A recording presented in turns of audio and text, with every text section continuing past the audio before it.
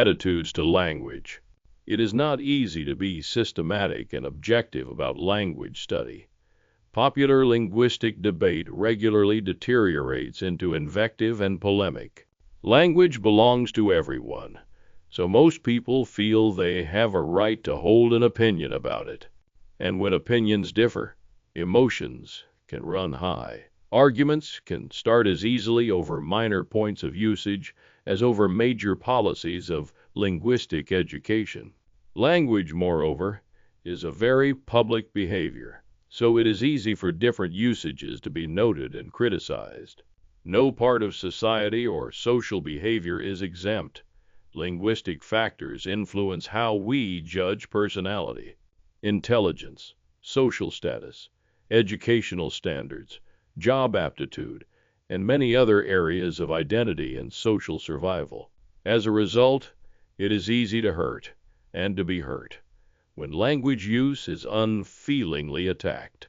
In its most general sense, prescriptivism is the view that one variety of language has an inherently higher value than others, and that this ought to be imposed on the whole of the speech community. The view is propounded especially in relation to grammar and vocabulary, and frequently with reference to pronunciation. The variety which is favored, in this account, is usually a version of the standard written language, especially as encountered in literature, or in the formal spoken language which most closely reflects this style. Adherents to this variety are said to speak or write correctly. Deviations from it are said to be incorrect.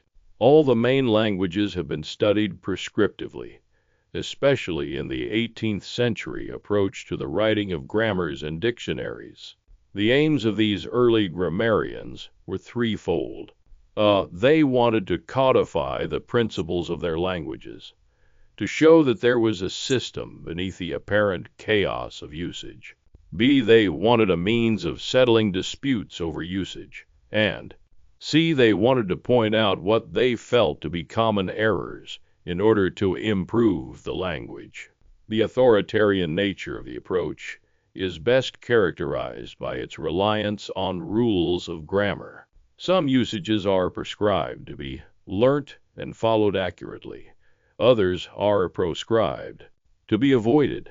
In this early period, there were no half measures. Usage was either right or wrong, and it was the task of the grammarian not simply to record alternatives, but to pronounce judgment upon them. These attitudes are still with us, and they motivate a widespread concern that linguistic standards should be maintained. Nevertheless, there is an alternative point of view that is concerned less with standards than with the facts of linguistic usage. This approach is summarized in the statement that it is the task of the grammarian to describe, not prescribe, to record the facts of linguistic diversity, and not to attempt the impossible tasks of evaluating language variation or halting language change.